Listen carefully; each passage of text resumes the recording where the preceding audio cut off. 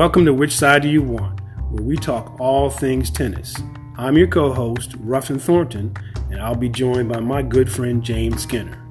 Unlike most tennis podcasts, we cover hot topics, from the lawns to the concrete, from the pros to the park, and all things in between. Welcome to Which Side Do You Want? All right, welcome back, tennis and racket sport fans, to our podcast.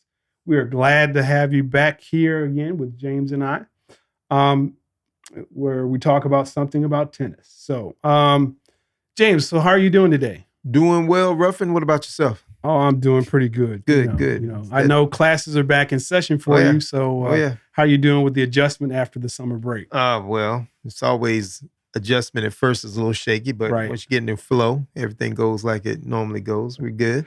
That's good. We as tennis players and as regular working folk, we enjoy those breaks during the summer months, but wish they could last a little bit longer. A little longer, but you know what? It is what it is, man. It gives you something to work towards. The next break. Yeah, that's all we're looking forward to. So for this episode, we're going to break things up. Obviously the main talking point for as of this taping is going to be the U.S. Open. Mm-hmm. And normally we would talk about the U.S. Open ad nauseum in length, but we're going to change that up just a little bit. We're going to shorten things up on the U.S. Open because obviously with the U.S. Open as it is, you're going to be following along. So we're just going to talk about our favorites and then talk to you about something different that's a little bit more on the horizon with today's tennis events, especially with one of our number one players. So I'm going to throw it to you. For this episode, which side do you want to talk about for the favorites on both the men's and women's side? Which one do you want to go with? Well, we can go ahead and I'll look at the women today. Okay. And, not physically, we'll judge the women's tennis. Right. But in any event, so just real briefly, just some of the players I would look at to see as far as potential of winning who looks of course, Swiatek is always a threat. Yeah. However, this surface, she can be a little vulnerable on this surface, and there's some players out there that could take her to task. Matter of fact, she's going to have a tough match her first round because she plays Rakimova, who a young Russian girl who can hit the ball very hard. Okay. So now she'll get through. Yeah, she'll probably get through. But I'm just saying she'll be challenged in this tournament on this service, and we'll see if she continues to hold form and toughs out. We can expect to see her definitely next week and maybe even later on. Right. But she's gonna have. It's not gonna be an easy slide. This isn't clay. It's not clay, and we've seen her results vary. Even though she's still the number one player for a reason,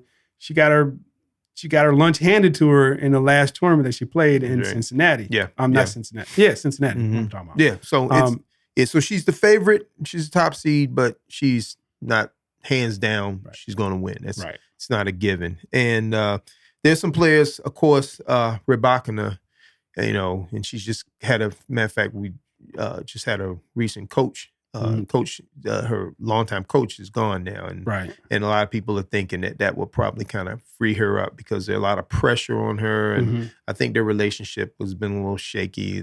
People have always talked about it's kind of strange. Rybakina, her longtime coach, and but I don't want to get too much into that. But so now she's kind of free now, different coaching, a little open style. She's one if her mind is clear and she is playing tennis at her top level, she should win this tournament. I mean, if everything else is going well, she would be the favorite to win. Okay. It's her surface. Also, someone looming, of course, is our defending champion, Coco Gauff. And she's had a up and down year, especially this summer. It's had some tough results, but that's part of the process. You can't say too much about her because she's still young in this sport. Relatively, she's new and she's still learning how to be a top pro. She's up in the upper echelons now. She don't have to qualify for nothing. She's a top seed. And so now she has to continue that consistency. Right. This would be a good tournament for her because she's a defending champion. Right. And she's going to have everybody except the 5 people in her opponent's box on her side, right. you know, and so pretty much you're right. Yeah, and she is. I think she's going to ride. She can ride that wave of enthusiasm, and we just came off of an Olympic year, so everybody's very pro USA. And she has her draws is it's going to be. It's going to be pretty tough. It's going to be tough, but if she gets through it, if she gets through there, she's one that you can't wipe her out and can't say, oh no, she's not going to win. And then just for the heartstrings, of course, and I'm not sure how far she'll get, but I'm also looking at Madison Keys. She's been to the finals of this event, and this is probably her best surface. And I think that she just has to stay healthy. We're hoping there's no other strains or pulls or anything like that. Yeah, because what happened at Wimbledon was heartbrreaking. Yeah, that was. Yeah. I mean, she was about to go ahead and take that match, and all of a sudden she has the leg injury. Yeah. It was she tore a quad. Yeah, I think so. Something like that. Leg, and it was just. Go ahead. I'm sorry. Oh no, I was just saying that. Yeah, I mean, to see her, you could see it that she was about to win, and all of a sudden the injury happens, and boom, she was. You could see the tears were just waiting. Yeah, it was painful. We love Madison. We do. Madison, she's a tough player, and she's just a class individual. And now that her fiance Bjorn from Tangelo has been her coach now, so she's getting that. Not only is she getting the knowledge of the game, but also somebody's there that she knows she can trust. And so hopefully, she's healed well and she's ready to play and to get out there. But she could be a threat to get into definitely next week, but also I think deep into the round. I wouldn't be surprised to see her move into quarterfinals or possibly the semis. And we have a mess of Americans in there that could do some damage. But I would, like to see her get deep, and she could definitely make some inroads in the tournament later on. So we wish her luck. Anybody else? Just one more player you think? Oh yeah, sure. We always, we have our favorite little Scrappy. Yeah, and Jasmine Paolini, and she's playing well. She's a 5th seed now. Right. I mean, she can. She's not gonna have to play the toughest player in the first round or two.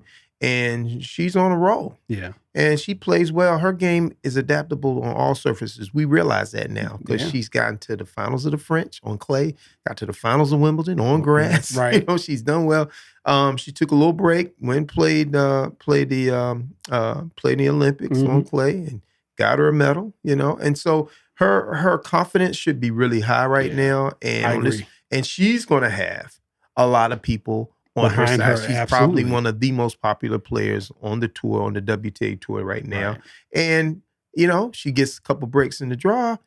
She would definitely be in next week. And she's in New York. Right. I mean, the Italians are going to come out. They're coming. And they're coming out to represent, with their espresso and everything else. Exactly. And so she could be another one out there that and I'm just picking players that you probably, some of them are going to be there, but some of them who's that dark horse, And so those would be some of the picks. Okay. So, all right. So since you took the ladies, I'm going to start with the men.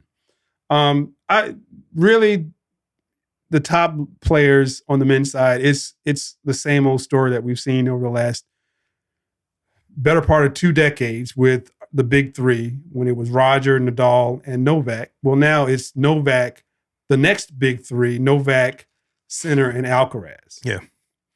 You could throw Medvedev in there too still. You could throw Medvedev in there, but, he's a Grand Slam winner. He's the last really Grand Slam winner that's on the men's tour outside of those three. Yep. I agree with that. But as far as I think the favorites are clearly number 1, the number 2 seed, Novak. Coming fresh off of the meniscus tear that didn't allow him to play Wimbledon. Coming back, defeating his opponent in Alcaraz that he lost to at the French, and winning that gold, the illustrious gold that he was after. Oh, yeah. He's done well. He's won the Open before, And honestly, he's got an easy draw. He doesn't have to really play anybody until potentially the quarter where he might face Dimitrov.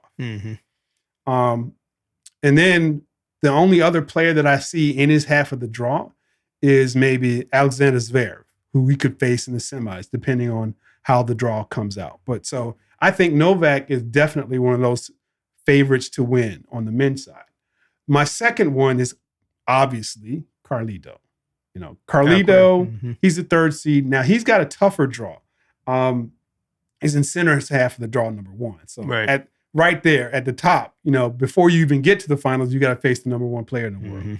But he also has a potential matchup in the second round where he could face Denis Shapovalov. Right. That is absolutely a tough second round match. That would be a popcorn match. Yeah, absolutely. But certainly is going to see a lot of shot making. A lot of shot making, big hitting, and it's going to be like I would say to me that would be like all the OGs out there. That would be like that Marvin Hagler and Sugar Ray? Not Sugar Ray, Hagler and Tommy Hearns. Tommy Hitman Hearns. It was short-lived. It didn't last long, but boy, there was some blows thrown in that. There. Yeah, that would be one of those matches. This match, I can see this match going 3 sets, but it would be lights out 3 sets. Like pop, and but then if Sharp gets a couple breaks, if he can hang in there, hold the serve when he needs to hold the serve, and finish out, it could happen there. Yeah, I see it, Plus, Alcaraz also might have to face Medvedev in the quarters. Right. Again, that's a tough matchup. So you're talking about for Alcaraz to get to the finals, he might have to win 3 of the 4 Grand Slam champions. That would include Medvedev, Sinner, and Novak in successive order. Yeah. I mean, if he can do it, and I think he can at 22, he certainly would be deserving. But here's another thing. No man has won 3 slams in a calendar year since Novak. So is he up to the task? Maybe, maybe not. We'll see. But he's a crowd pleaser. Oh, yeah. He loves playing in New York. Yeah. He won his first tournament there, his first Grand Slam there. So, we'll see. He wants that spotlight. He loves it. He's that kind of guy's, he's just made of that material that he's made for this type of thing. He's definitely is made of that ilk. In a good way. In a good way. That's right. Yeah. So the next player that I think that has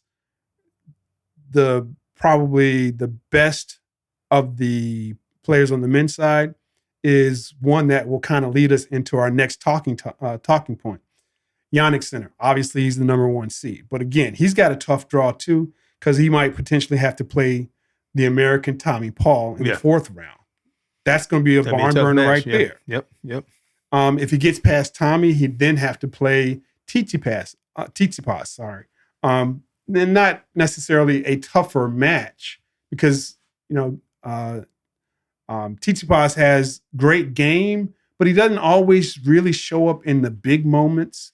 Obviously, if his serve is on and his forehand is on, he's going to be a problem. But, mentally, he doesn't always save the best stuff for the big matches in the later rounds of the tournament. Yeah. The center can exploit a lot of his weaknesses too, just because he just moves the ball around so well, and he moves well. And it's tough, and again, that one-handed backhand seems to be a problem when you get the ball up high, even though Tsitsipas is a taller guy. Right. So and then obviously, if he gets through those, he'd have to face Alcaraz before potentially facing Novak. The only other player that I could see that could dent those top 3 might be Alexander Zverev. We haven't talked about him that much.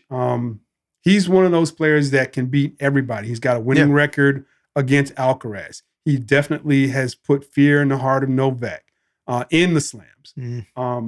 He can definitely beat Sinner. So that's the other top players other than those 3 that I think might be favorites. And if you look at the odds makers say, it's pretty clear and cut and dry.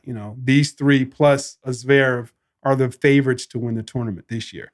But, without going too far into the U.S. Open, because again, we're all going to be watching the Open over the next 2 weeks. So we'll talk more about that in our next podcast when we come back. But let's talk about, since we're talking about Sinner, let's talk more about a little bit of controversy involving Sinner. So if you haven't been paying attention, Yannick Sinner was given a pass by the ITIA. Right. If you don't know who that is, that's the International, it's the International Tennis Integrity Agency. Which handles not only anti-doping, but anti-corruption. And recently, Sinner was cleared of all wrongdoing because of a banned substance being found in his system. Mm-hmm. And you know the thing about that is some players like Nick Kyrgios has been on record of saying he should be banned for 2 years, and Marcus Giron has also said, you know, sometimes it seems like there's a different level of what do you want to call it? Different preferential treatment for certain players. Obviously, the number one player in the world. For getting over when, you know, the rank and file player doesn't necessarily have that option. It's true. So let's talk about that real brief. Because, you know, we've kind of touched on anti-doping in the past. You know, some players that we've talked about in the past, like most of us don't remember that Andre Agassi was suspended for 3 months for taking, of all things, methamphetamines. That the ITIA came back after the fact when he produced his book Open, right? Where he kind of told on himself that he was high all the time. So that's what I was going to say. Those are just what he got, right? What he confessed to. But I'm sure if they test him any other day, sure. I mean, back in the day, based on that book, back if we really rock and roll tennis, rock and roll tennis. Back in the day when McEnroe and Vitas Gerulaitis, that's an old American player who, may rest in peace, was one of the most beloved players. They were supposedly on the rock star tour, so to speak, because they were doing cocaine and lots of other things that were available to them. Yeah, that they weren't even looking for back in the day. Yeah. So let's kind of talk about that. What do you think about Sinner and this anti-doping corruption charge that he kind of the ITIA kind of brushed aside? Well, you know, first of all, and let me just go on record and saying I don't think Sinner's a cheat. Right. I don't think he's, you know, he doesn't never impress me as that kind of person. I think he sincerely works hard at his game, and as most players, right. That's right. I would say the majority of them, they are professionals in the truest sense. And but you know, and he's number one, like you just said, he just became number one player in the world. Right. And do I think that there's a little favoritism shown towards him? Yeah, there was. Sure. He failed that twice. He failed it and was close to ball. Right. And but then it was when they came back with the reason why, or how his theory on how it got into his system. Not theory. I read it. If you read the Tribunal, and it's interesting. The Tribunal. Funny you said that word, but go ahead. Anyway. Yeah, I mean, it's interesting. So he had a physiotherapist, right, who got a cut, right, on his hand, right. So his physiotherapist was doing massages. You know, after playing matches, players get these massages to get ready for the next match. Gotcha. He got bought a spray over the counter, spray from, was it France or Italy? I think it was Italy. Okay. And not realizing that it contained this substance that had close to ball, but it was there across the ball or whatever. You know, we're not pharmacists, so we'll probably mess that one up. Well, but it had this banned substance from his physiotherapist who massaged his feet, because apparently didn't know this, but Sinner has dermatitis. Okay. And he gets dry feet. Okay. So his feet were being massaged after a match. and his physiotherapist had taken this clostebol as a supplement to help with the cut. And somehow, even though it was bandaged, it got into his system after he got the massage. Now, Nick was, again, saying, hey, regardless of what the excuse is, you as a professional tennis player are responsible for anything that goes in your body. Now, to Sinner's point, this is not something that he took. Right. This is something that someone that was working with him, and consequently, the physio is no longer part of his team. Right. But interestingly enough, he got fired. Yeah, he fired him. he fired him. And probably a few fired others. His physio and his fitness trainer. Yeah, because again, if you're the player that's getting treated on, and you have trust in your team, and then they fail you, cause you all this controversy. Yeah, you go. Here's your pink slip. Yeah. Here's your walking papers. But anyway, at the end of the day, you got to say that you're still responsible for all of that, whether it's an accident or not. And again, if you read the tribunal report, it sounds plausible but the physio had his finger bandaged, but it leaked from the bandage. And they said it was not due to any fault of the player, which is great. And that may be the case, but here are a couple of things that we should be talking about. Other players that have had similar things where they weren't aware. Like, for instance, on the men's side, a couple players that have been suspended for obvious reasons, not obvious, but for reasons where they didn't know that they had ingested. The famous one is the cocaine kiss by Richard Gasquet. Mm-hmm. He was playing in the Miami Open. Yep. He went to a nightclub after a match. He supposedly kissed a girl who was high on cocaine. That how got into his system. He actually did get a suspended sentence. Yeah, he got suspended. So they overturned a 1-year ban, and he just received that.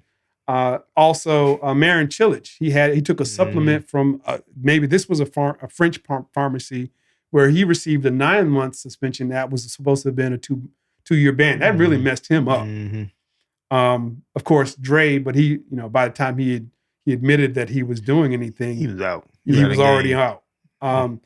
Here's another one that's in the same lane. Did you know that Victor Troicki, who has a fear of needles, and it was already known that he had a fear of needles, but you're supposed to give blood samples. He refused to give a blood sample. So they banned him anyway for 18 months. That effectively killed his career. And once he came back off that ban, and I don't even know how they could come about getting blood tests from him, or did they just use urine samples where stuff doesn't necessarily always appear? It's certainly not going to appear in your urine over the course of a fortnight. Yeah. So, that's just on the men's side. On the women's side, man, Maria Sharapova. This is a funny one.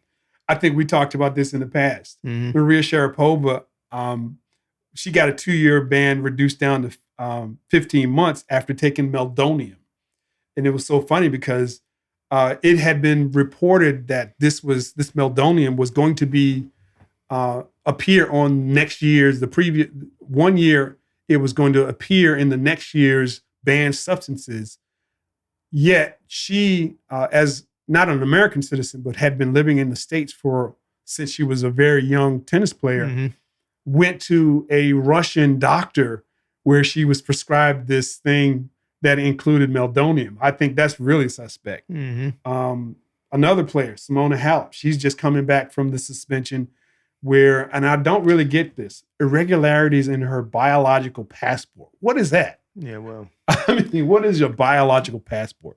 But she's had a 4-year ban that's been backdated. So she's been battling this for a while. Yeah. And it's also messed up her reputation. Her career as well. We're talking about a former number 1 player who has multiple Grand Slam titles. And she struggled to get to that point. Yeah. And then again, back to cocaine, Martina Hingis. She got a 2-year ban, effectively ending her career at the end of her career for, again, taking or ingesting cocaine. Yeah. So, it's interesting that other players, like, for instance, you remember a player by the name of Wayne Odesnik? I do remember Odesnik. American player. Yeah. He got a 15-year ban for 2 infractions. One to include human growth hormone that was found in his system after a tournament. I think that's funny because that's a rank and file player who got a maximum sentence, effectively killing his career. Exactly. Not to say that it was ever a great career in the first place, but he still was a professional player. And that comes down to the whole gist of this thing. Right. It's that most of the players that get the most severe sentences, bans, what have you, are the ones who are the lower ranked players. Yeah. They paid a heavier price. Absolutely. The higher ranked players, they might get a suspension, but usually it ends up getting reduced. Yeah. And let's understand that the sport is driven by the players, the top players. Yeah. They drive the sport. They're the popular ones. They're the ones that need to be seen. They're the ones that generate revenue when they come to your tournament. Okay. Center, you use him as case in point. #1 player in the world. Very popular. Just definitely gonna fill some seats. Yes, he's gonna fill some seats. In the U.S. Open, from Italian, and young. The face of the sport, really. The face of the sport right now. And so, if you look at the whole picture, his story, and like I said, I'm not saying the guy's a cheat. Right. I'm not saying that, but his excuse was just almost like, okay, what do you have to say to make this thing work? Right. Okay. Well, okay, my physio, he bought this spray and he didn't check to see did it have coastal ball in it, and he put a Band-Aid on and he was rubbing it, and he and then I asked him if he had taken anything on his, was there anything in the spray and in his cut, and he said no. Wow, who would have asked that? This is a guy that is your trainer, has been on your team for a while and has known you. So you assume he's gonna have your best interest in, and you assume that he's a professional and understands everything about your physiology and what he needs to help you. So you ask him, you're gonna ask him everything. Well, what is that? Is that something, did you? And so he told him no. He told him, no, I didn't take anything. So that's one thing. So it's like somebody told him, this is how you cover every base. Right. Okay. So that we can make this thing work. Sure. And the Band-Aid falls off. Okay. And fell off. And then he questioned that. And it's just all of these things just, just very, it's very suspect. Right. And he pulled out, I always say he pulled out of the Olympics and everything, saying to get himself together. But I think they pulled him out. So let's get this story straight. I mean, we would love for you to win the Olympics and get that medal, but you know what? You don't get no points for winning the Olympics. So you're down, right? I'm just saying it is just, everything would just seem too. It's like somebody sat there and looked at everything that he would need to say, and told him, say this, say this, say this, and so it worked. Right. Now first they'd make him pay back that money from was it Indian Wells? Yeah, it was from, because it was in March. But you told me they ended up giving that money back. Yeah. So or he was successful in his appeal. In his appeal, and they said, okay, you can keep the money. Yeah, yeah. And so, but the thing is, as a tournament, you want the top players in there. You're right. People spend a whole lot of money, which is going to be another podcast we're going to talk about, because that's something in my cart, but we'll come back to that. But they spend a whole lot of money to come to these events to see the top players. Right. So you got to have the top players in there. So I'm the tournament director, if I'm a part of the governing body of tennis, in my sport, and I got player A, #1 player in the world, filling the seats, and I got number 300, down here who's nobody even knows who he is, and I got to wait. Am I going to weigh it the same? Yeah, no. I don't think you will. And so now, fair or not, I don't know. This sport is generated, it's run through the money. Right. It's all about the money. What do they always say? money makes the world go round. Yeah, So, it makes the tennis world go round. Yeah. These sponsors and stuff, they put this money in there. They want to. These are not donations that they put into these. No. They expect a return on their investment. Mercedes-Benz and all these other big sponsors, Cadillac. They all, all these big companies and corporations that sponsor these events. They doing it because they want to get a return on their investment. Right. That exposure stuff generates revenue for them. That's why they sponsor. Dollars. Advertising. That's why they sponsor these big events. They want their names. That's why at stadiums now, what do you see more now of everything? What you didn't see years ago, box seats. Right. Corporate box seats all the way around. And that's just the name of the game. Yeah. Now, once again, let me come back. I don't want anybody saying, "Oh, man, you saying that Center cheated." No, Center didn't cheat. I don't think he cheated. No, I don't think so. He had a banned substance in his system that he fit, and he had two positive tests. Right. Anybody else, if he was not the number one player in the world, if he was not Center, if he was he'd have been out. Right. Then that was Kyrgios's point. He'd been out. He should be banned for 2 years. Yeah. Until your appeal, which he was successple on. Exactly. So and again, if you Simona Halep, you looking at this saying, I said the same thing. Right. I didn't take this got into my system. No fault of my own. Right. But I don't know. It's where sports is today. Right. Unfortunately, and I think that the governing agents of these sports, of different sports, they need to regulate this. It is true. Right. And someone shouldn't have an unfair advantage because they're taking some sort of drug or anything. In fact, two of our greatest spokesmen, Novak, is saying there needs to be some consistency. Even Roger was saying, sure, maybe we need to reevaluate the consistency of these boards so that there is a consistent, known way that they look for these. Right. Not only these banned substances, but how you treat the players when it comes to finding out that someone failed a test, and then how they go about, appealing if that's the case. And that there seems to be some discussion about how irregular it was when the player had, like I said, the opportunity to actually appeal it, where you have a whole host of lawyers who can, and if you're rich, you can get the lawyers, speak on your behalf versus like I said, the rank and file. You don't have those resources at your disposal. So, you have to live with the judgment that's being handed down by the ITIA. So, So we should go. I'm sorry, go ahead.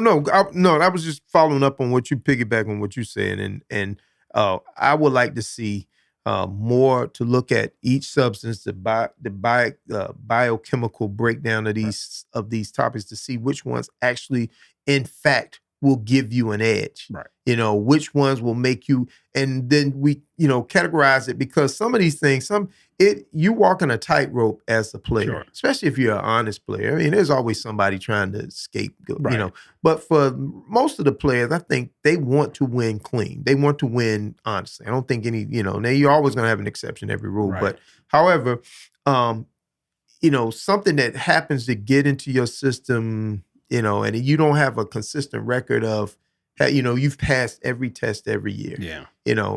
Should they drop the bomb on you just because you had one? Did it make that big of a difference? We don't know. Yeah. Serena Williams, man, they tested her all the time. They said I'm not sure. I think I remember reading this, but she was tested more than any player. Any woman or any player, period, they tested her all the time. Yeah. And a lot of it had to do with something she had no control over. Right. Her physical stature, her body stuff. It's just the way God made her. But she's had a little more thickness to her body and everything.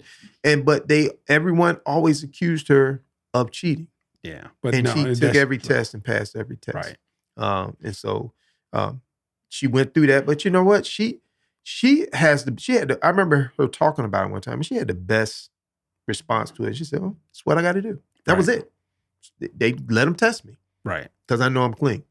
And, but then we get this, and you get some people who slide through, who we find out later. Right. I don't know. It's where sports is today on this level, high stakes, and this whole thing, not just in tennis. Tennis is now feeling it. It's, as big as the other sports. Other sports have had it and especially in track and field and that sort of thing, which came through the Olympics. And I mean, it's really what you put in your system or what you put in your body is important. If you're that top athlete, you have to go with a fine tooth comb and make sure it's, is this right?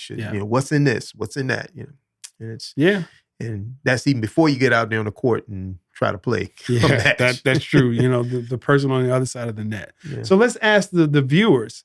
Do you think there's a double standard for top ranked players versus the rank and file touring players? If you would do us a favor, if you're watching this podcast, put it in the comments when you see this episode and let us know what you think. And I want to jump on that too. Women out there, if you're watching, do you think there's a different standard for women than men? That's a good point. Because a lot of women have brought up there's certain things in the physiology of women that they require certain, and that men aren't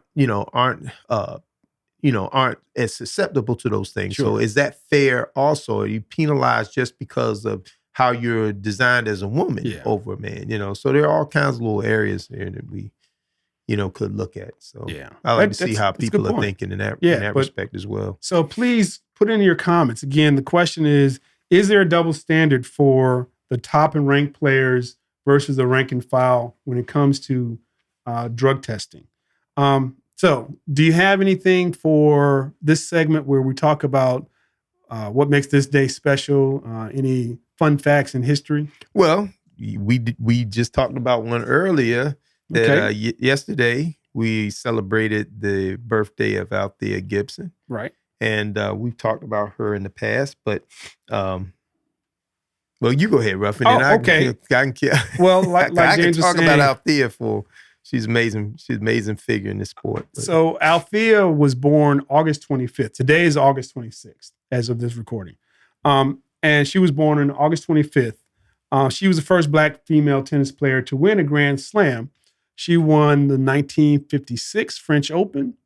And then the following year, she won consecutive Wimbledon titles in 1957 and U.S. Open titles, or back then it was a U.S. Nationals title in 57 and in 58. So she won Wimbledon in 57 and 58. And that was the first time person of color had won a Grand Slam. And certainly Althea, who doesn't get the recognition that she should, needs to be celebrated more. Now we know that there's in the works a new story about her, a film about her. Yeah, I think there's a statue at the U.S. Open. If you ever get a chance to go to see it, it's right outside of Arthur Ashe Stadium. There are 2 biographies out on her that just recently came out too. Okay, we maybe look into one time. Yeah, so Althea Gibson, this historic day, or at least yesterday.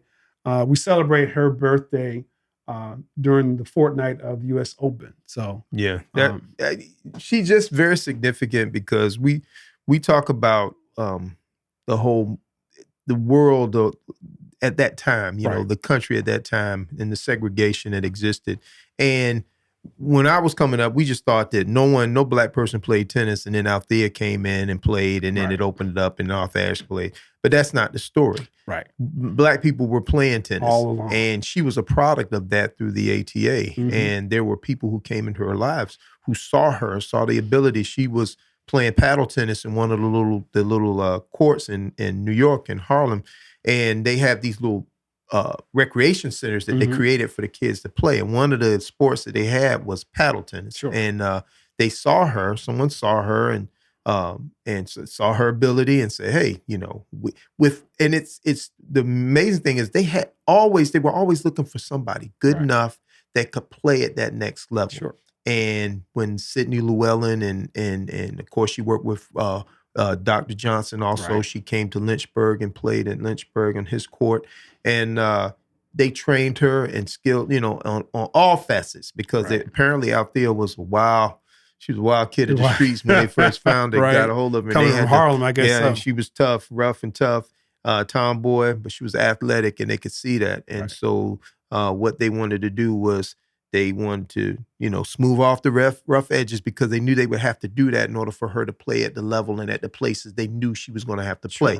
And they knew she was going to be the first one. So the first one, she couldn't be herself. She had to be this other projected image because they knew the impact of a woman of color, a black woman coming on to the clubs and the places she'd have to play. Yeah. You know, she had to be she had to not be able to make any mistakes, say the right thing always, you know, and that was just it. But she did that, you know, and unfortunately, she came up at a time where amateur tennis was dominant. Professional tennis was shunned, and there was no money in it for women. And so she wasn't able to make a living. And there's a sad part to her life that she struggled for a while to make ends meet, you know. And you know, you get a ticker tape parade down New York, and people celebrate you and everything. And then once the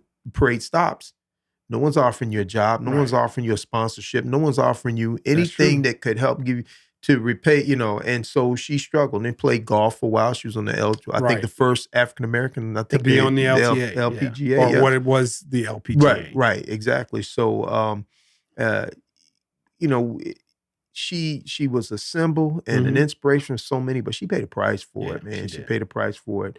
But if you get a chance, go to YouTube and watch some of the video of her playing.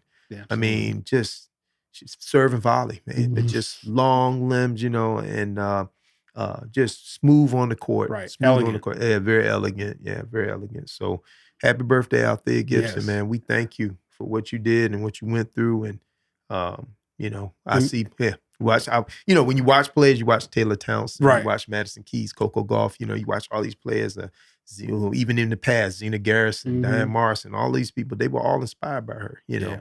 And so hopefully there's someone else who, the next player, as John McEnroe always said, will not come from the country club. It's going to come from the streets, and that's where Althea came from. So so that's pretty good.